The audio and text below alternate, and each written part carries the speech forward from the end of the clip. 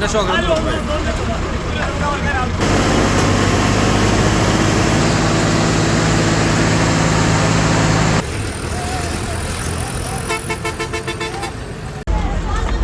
বেকার আসতে কোন স্যার?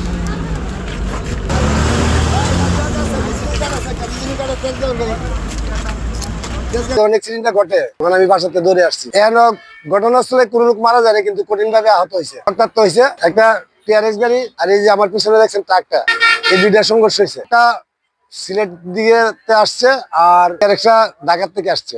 এই জায়গায় এসে ডাইরেক্ট মুখামুখি হচ্ছে।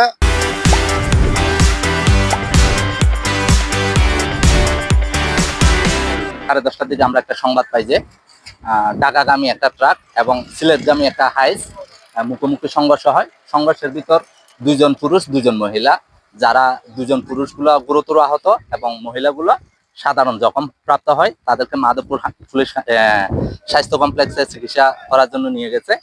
গাড়ি দুটো আমরা আমাদের আইনানুগ ব্যবস্থার জন্য আমরা আমাদের থানায় নিয়ে যাচ্ছি।